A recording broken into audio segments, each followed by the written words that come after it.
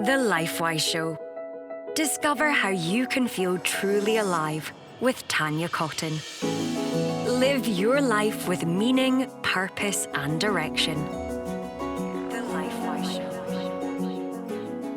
When patients and athletes become aware of how learning to move efficiently can change their lives, they notice how it can transform the lives of those around them too. In this interview, I want to ask Guy Evans why it's important for all of us to become MovementWise. Welcome, Guy. So tell me, what do you like to get out and do? What do you really enjoy? Oh, I just enjoy being outside, basically, just mucking around outside. I do off-road triathlon, so I get to bike outside on my mountain bike, I get to run. And whenever I can, I get to swim in lakes and open plan water as much as possible.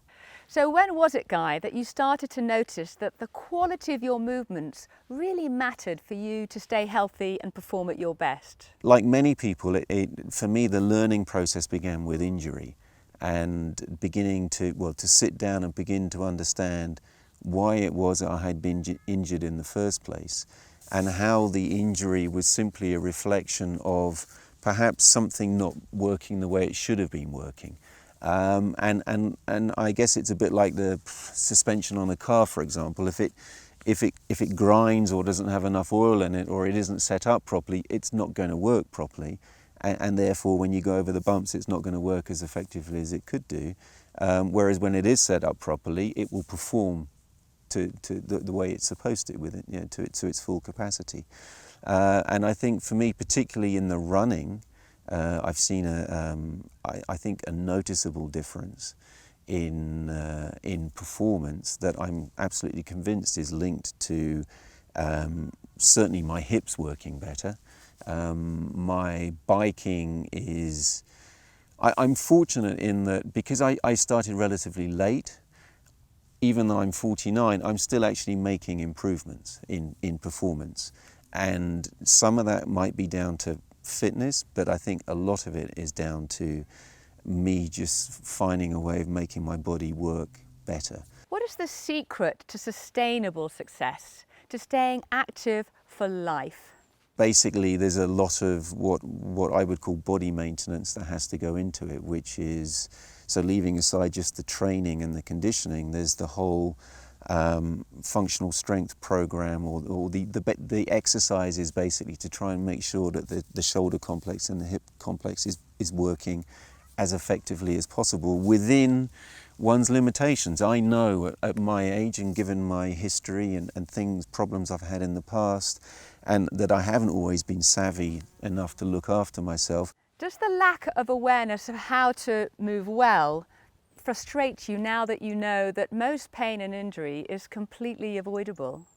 Well, now my biggest frustration in terms of mobility restrictions is not actually sport related, because if I'm racing against someone who isn't holding themselves properly or whose body isn't working properly, then that's to my advantage. That's fine. My biggest frustration, though, is for me in the workplace. I'm an office worker. My work requires me to essentially be sedentary. And I have many colleagues who also have a sedentary job and who suffer day in, day out. They suffer during work, they suffer when they go home.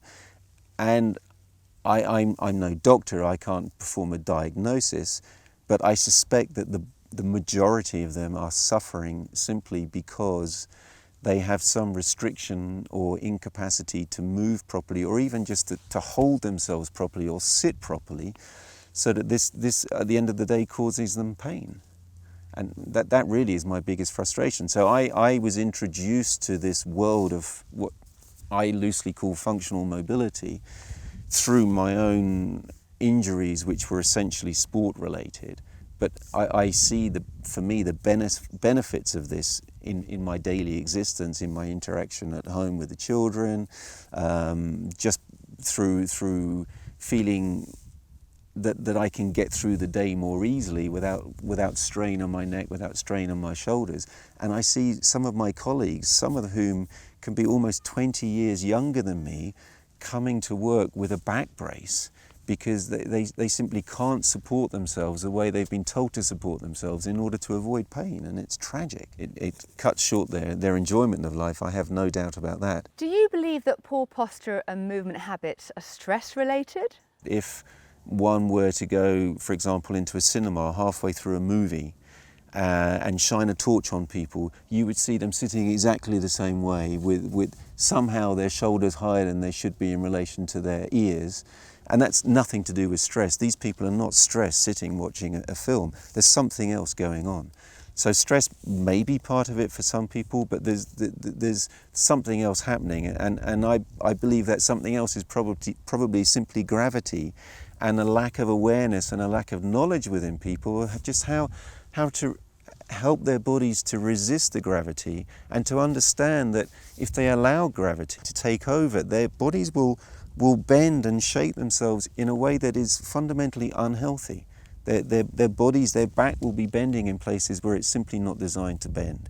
And that, if they do it for long enough, will inevitably cause them problems. Now, they might not be serious medical problems that require surgical intervention, but I'm sure that they will suffer pain at some point. So what's the answer? I think we definitely have to create awareness. The difficulty is how to create awareness. I believe employers have a duty of care towards their staff to try to educate them so that they can sit properly, hold themselves properly, get up properly when they do finally get up, and so when they go running at lunchtime, they know how to hold themselves, so that run at lunchtime is actually doing them some good rather than just increasing the problems and actually just exacerbating things by making them run or walk or whatever it is they do with this poor posture, with this restricted mobility.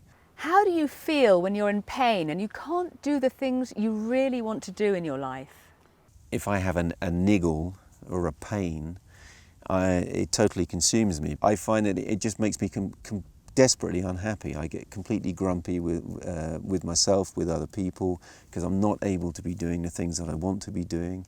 And it's just totally debilitating. I'm definitely reduced to 50% function.